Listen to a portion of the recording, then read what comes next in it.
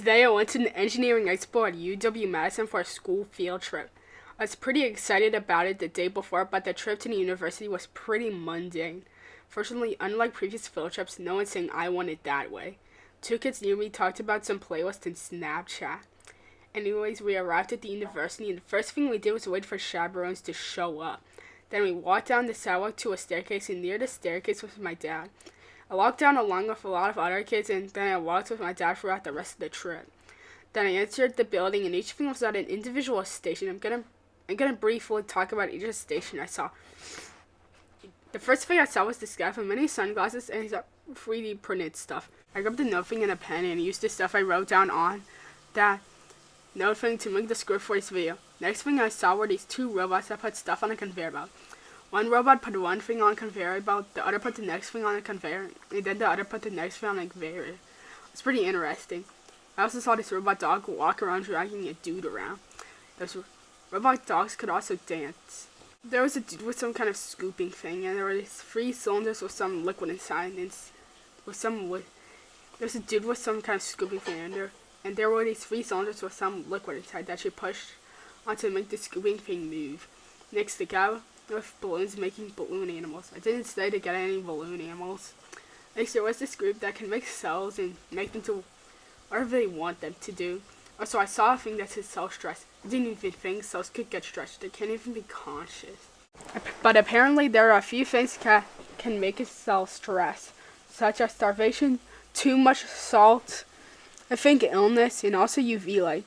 The lab was called the McLean lab. I said the PI, primary investigator. There's a video with some big blocks and some pillars and 2 cells dying with stuff coming out of them. Then a station with DNA origami. Got instructions saying the thing I was going to do origami with to get my DNA. Then I saw something that caught my eye. A poster called Wacky Water. I went over there. It was about cohesion, adhesion, surface tension, polar, and non-polar stuff. The poster went over these topics pretty quickly. It seems like it was specifically meant for children. As I learned that cohesion, adhesion, and surface tension are necessary for water movement in plants. If we allow water to go from the roots to the leaves and also play a role in human capillaries. Now the polar and non-polar stuff. Water is polar. It is polar because the hydrogen and the oxygen unequally share electrons. Polar molecules form hydrogen bonds with water dissolving. Poster also contains the density formula, mass over volume. The next thing I saw was where sodium alginate is mixed with calcium chloride, making a squishy solid. This solid is used in medicine. Patients eat it, it dissolves in the stomach, and then it's in the body. Next is diffusion tank. I think there were these rainbow peoples. Looking in them caused the rainbows to appear. Putting it in front of the laser caused blue dots to appear in a rectangle a bit away from the laser. And there are rainbow people, and the amount of blue dots multiply. We put another and multiply like an exponential graph of blue dots and the amount of rainbow peoples. Next station was a viscosity demonstration. I had these cylinders with liquids and a blue object inside. Viscosity is the liquid's resistance to flow, by the way. Water has a low viscosity, so flipping the cylinder made the object fall through the water more quickly than in the cylinder of vegetable oil, which has a higher viscosity than water. The station had these bags with liquid inside the original line low and high viscosity. It'd be more difficult to press on a bag with a high viscosity liquid than it would be on a bag with a low viscosity liquid. Next, the crystalline versus amorphous demonstration. Crystalline objects have their atoms in an arranged order. Amorphous objects have their atoms in an unarranged order. There were these 2 cylinders, both with metal at the bottom. One has a crystalline metal at the bottom, the other an amorphous metal. A sphere was dropped in each cylinder. For the crystalline cylinder, the sphere didn't bounce. The dude who did this experiment told me it was because the crystalline metal absorbed the energy. For the amorphous cylinder, the sphere didn't bounce. The dude who did this experiment told me it was because the amorphous metal reflected the energy. The crystalline versus amorphous station also had a speaker. The dude put some spheres on the speaker, turned the volume up, and the spheres that jumps around the speaker. Turning the speaker down quick results in the amorphous unarranged structure. After turning the speaker down slowly results in a crystalline, organized structure. Then I checked out this station by the Environmental Engineering Club. It was about renewable energy. I love to explain what environmental engineering is. It helps keep rains, water, and air clean by problem solving and using sense. But it lists the areas of practice. In this area, it tells what renewable energy is and gives some examples. It also goes in depth about solar power. Silicon semiconductors get solar and put it in electrical current. The silicon for when there are too many electrons in middleware for when silicon is knocked off by visible light, which creates a difference of positive and negative charge, creating a current. Next to that is a small section listing 3 types of energy grabbed from the sun. On the right, a section talks about cars powered by the sun, and the section below that talks about streets also powered by the sun. The one below that talks about household solar panels. They even have models for these things. There's also this thing by 3 Chinese people. I know because of the names and what the thing is about. It's about how self-enhancing software enable ultrasound 3D printing for volumetric manufacturing and minimally invasive surgery. The introduction on the left says that 3D prints layer by layer, while volumetric printing prints inside the ink volume, showing that no build-up from lower contact plus high speed and high surface quality is better. However, light-based volumetric printing cannot print into the D regions of optical scattering media.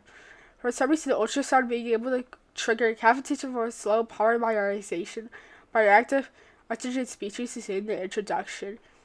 Well, there's the methods box. The blue part is labeled matching medium, the gray thing is labeled FUS transducer, the pink thing is labeled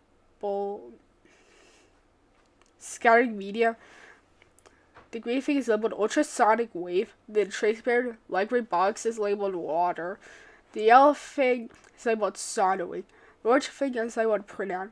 There are these 2 things labeled focal zone and printing box, so see in those 2 images.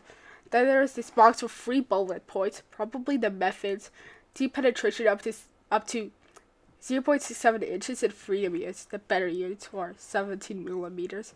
Those 2 get fast curing in seconds. Then 2 things are defined. Then the conclusion.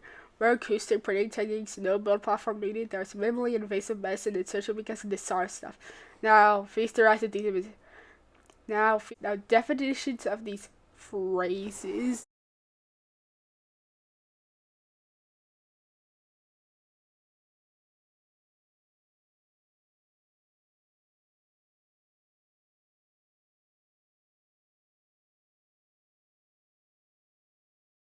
Anyways, I then went to the mechanical engineering building.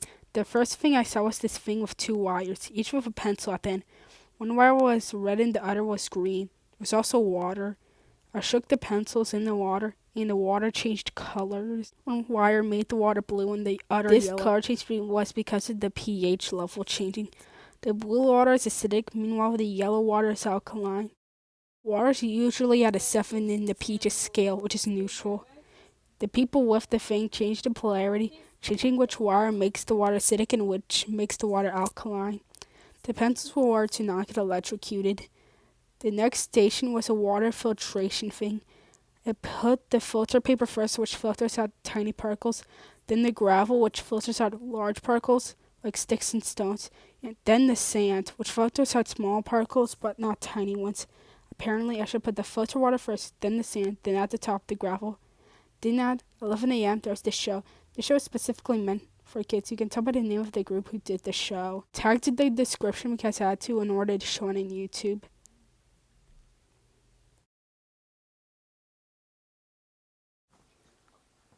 After that, I saw a model roller coaster, and Bucky was there. My dad took a picture of Bucky. The roller coaster works by powering up air, which creates lots of energy, and then pressing a button releases it, pushing the car, and the kinetic energy goes from kinetic to potential. Then looked at a thing with a robot that climbed over 3 rectangles. The thing with the robot that climbed the rectangles also had a poster about the Mars Rover called Perseverance. The rover was supposed to look for signs of life, more about the history of Mars, and more about the challenges of safely getting humans to Mars. Perseverance has advanced cameras meant to get detailed info about Mars's terrain. Those helped Perseverance not ram into rocks and not fall into craters. The wheels of the rover can do a 360 and also rotate independently. Perseverance moves even slower than my dad's, as it took a 20th of a mile per hour. Apparently, that's what is necessary for rovers to move around Mars safely. Then, I saw a controller-controlled robot that can move and had a thing to pick stuff up. I then went upstairs and saw another filtration thing on the way, which I didn't stop at. I saw this wind speed thing, which made spheres float using high-pressure air and pushing the ball up. There's a low-pressure air above the ball. The high-pressure air moves faster than the ball, so it stops for a quick moment, then resumes. Then I went down a hallway to this thing with a slide and something to make an electrolyte. Video here. So yeah, the wind thing was apparently an example of Bernoulli's turning the experiment into a lesson. I then went to another building, and the building was large. On the way, I saw another DNA thing. I went to this auditorium where I saw this thing to make like a wind turbine farm. I got 5 model wind turbines. I put them into these spots and plugged them in. They went into the spots like how Legos go onto each other. The guy there redid my plugging in, so I might have plugged them in wrong. Then he turned on this fan, acting like wind. Then I looked at this poster. I then went back to the mechanical engineering building to go to EM 1106, a room me and the other kids on the field trip were supposed to be at by 12:45. EM 1106 is one's of physics, so I guess a physics class. The class had comfy chairs. I love them. I wish my school had those comfy chairs. In the center back 3 rows, a big group of kids were trying to keep a balloon from falling on the ground. Then we went to the bus and they watched some kid play Brawl Stars. My top 5 favorite experiments. 1. Making an electrolyte. I just liked it and liked seeing Gatorade on there. 2. Watercolor changing. I find it interesting that water can be yellow just because of the pH level. 3. Floating spheres. I loved seeing the spheres float. 4. Crystalline versus amorphous. It was just interesting and cool. 5. The show. Too much waiting time to be honest, but I liked the bubbles and flying toilet paper.